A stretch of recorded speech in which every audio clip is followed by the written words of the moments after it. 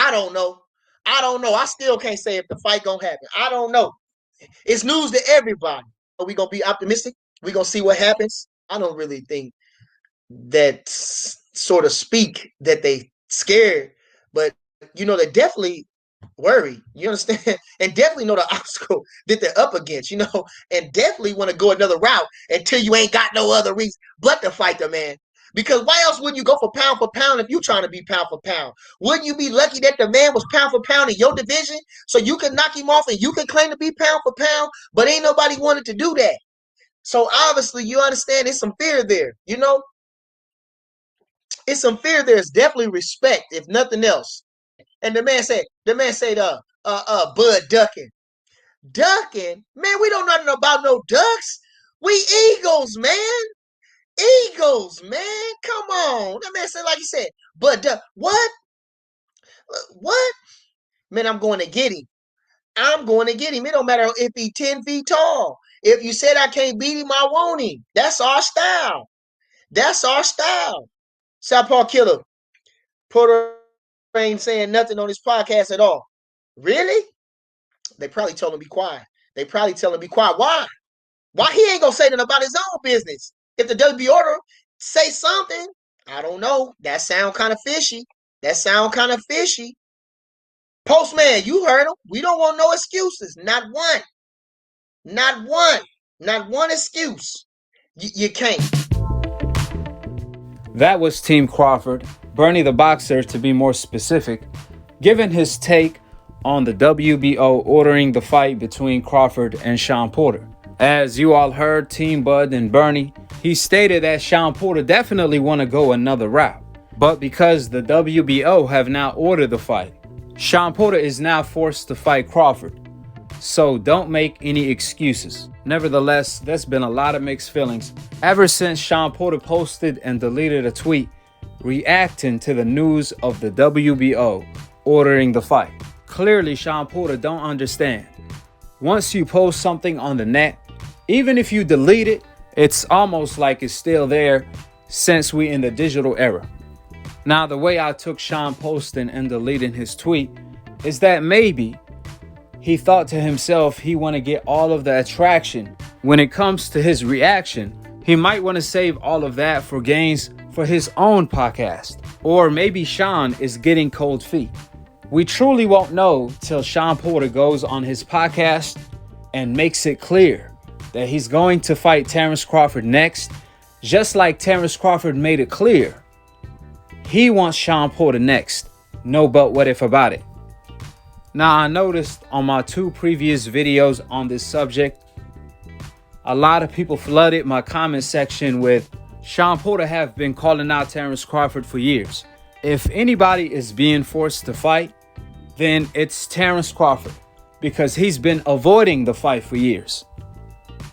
All of these people that made these type of comments, they completely ignored all of the facts and talked with their emotional opinion instead, after getting brainwashed by a majority of the media that are not new media, who are pushing this false narrative in order to fit their agenda. See, they more like fans than actual media, because new media, our narrative is the whole absolute truth. Every single time when it comes to every single topic, and Akhi always put it together like puzzle. So for the people that continue to say Shawn Porter have been calling out Terence Crawford for years. First of all, Shawn Porter only been calling out Terence Crawford since he lost to Errol Spence. When he lost his belt to Errol Spence, that's when he started to mention Crawford. Prior to that, he made no mention of Crawford. He kept talking about him and Crawford are friends. But when he lost to Errol Spence, that's when he was in a position where it's a win-win situation fighting Terence Crawford. Second of all, and more importantly, for the people that continue to say Shawn Porter have been calling out Crawford for years. Calling out someone don't mean anything. Action will speak louder than words. We learned that the hard way. So for all of the people that say that, you guys telling me, Ryan Garcia calling out Gervonta Tank Davis for years meant anything? Because when the moment got too real, Ryan Garcia pulled anxiety. Therefore, talk is cheap. And for the people that's gonna say you can't compare Porter to Ryan Garcia, well, I have plenty of more examples to give, which I'm gonna do that in a few. However, in the meantime, one thing Ryan and Shawn Porter have in common, they both are mandatories to the champions. Ryan was the mandatory to Devin Haney belt. So was Shawn Porter to Terence Crawford. And they both did not petition in order to activate their mandatory position to force the champion to fight them. So what does that tell you? Do they really want to fight the champions or not? We know Ryan don't want to fight Devin Haney at all. He made it clear. Devin Haney is the toughest opponent out of the Fabulous Four for him. But the million-dollar question, why did Shawn Porter do the same? Why is Shawn moving like Ryan when it comes to Terence Crawford? And that's a fact. Better yet, for the people that say Shawn been calling out Terence Crawford for years, so if Ryan and Tank is not a perfect example of what people will do for clout, since unlike Ryan, Shawn Porter have actually fought killers, then what about Teofimo Lopez after beating the pound-for-pound Lomachenko?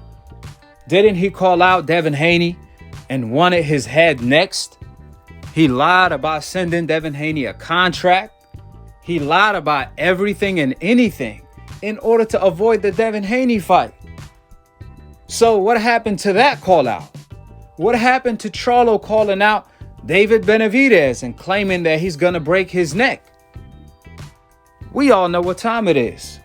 Calling out means nothing if you're not going to follow up with action. That's why action will always speak louder than words. On the other hand, Terence told Shawn Porter, if it's not Manny Pacman Pacquiao, then for sure, 100%, it's Shawn Porter who's next. And even though Shawn Porter, as a mandatory, did not petition to fight the champion in Terence Crawford, and he kept talking about fighting Jamal James instead, well, guess what? Terence Crawford is fighting Shawn Porter next if Shawn Porter accepts the fight. There you go. Where there's smoke, you best believe Bud is there. Last and the most important, Bernie the Boxer was actually on one of my shows last year, more than a year ago, where he called out Shawn Porter and told Shawn Porter, you are the mandatory now, so don't do what Danny Garcia did.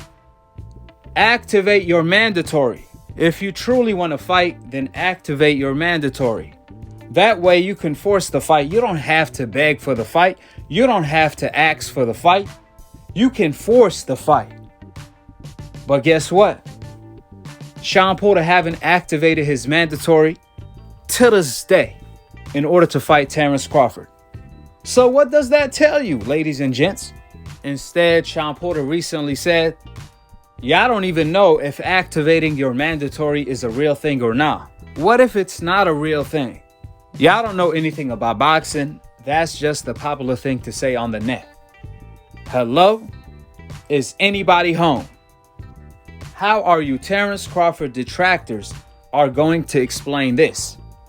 Shawn Porter denied if activating the mandatory is a real thing or not in boxing, even though 100% we know petitioning to fight your opponent as a mandatory is real, aka activating your mandatory. In fact, that's exactly what Team Terence Crawford told Shawn Porter to do, was petition, activate your mandatory. And Shawn Porter completely ignored that. To make matter worse, he even denied that activating the mandatory even exists. So again, to all of the Terence Crawford detractors, if Shawn Porter really wanted to fight Terence Crawford, and he's not being forced to fight Terence Crawford, then why, when Bob Arum lowballed Shawn Porter, since he's the mandatory, how come he didn't take advantage of that by petitioning to fight Terence Crawford for his position in order to take the fight to purse bid if Bob is not going to treat him right in the negotiations. What was holding him back? And to eliminate every single excuse in the book, from day one, Shawn Porter, if he would have took the fight to purse bid, he was getting a championship split. Not a mandatory split, a championship split when it comes to purse bid. What I mean by that? Usually a mandatory will get 75-25 split, 70-30 split, and the best one is 65-35. But Shawn Porter is actually getting a 40% split, 60-40 split from day one due to his credentials. Porter with no belt, with 3 losses, he's getting championship treatment as if he was a champion coming into this fight, not a mandatory. So again, I'm going to ask the question for the millionth times that none of you Terence Crawford detractors have been able to answer. Why Shawn Porter never petitioned to fight Terence Crawford in order to take the fight to purse bid if he wasn't fine with Bob Arum offer.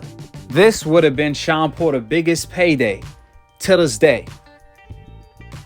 But it took the WBO to order the fight instead of Shawn Porter petitioning to force the fight.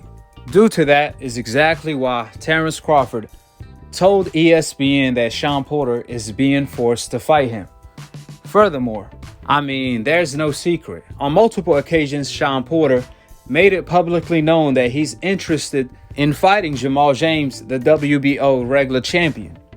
In fact, he told Keith Thurman to fight Ugas, and he wanted to fight Jamal James. That way, that will be a setup for something bigger and they could see what they could do afterwards, alluding to a rematch between them two, Keith Thurman and Shawn Porter, completely ignoring Terence Crawford, even though Shawn Porter is Terence Crawford mandatory.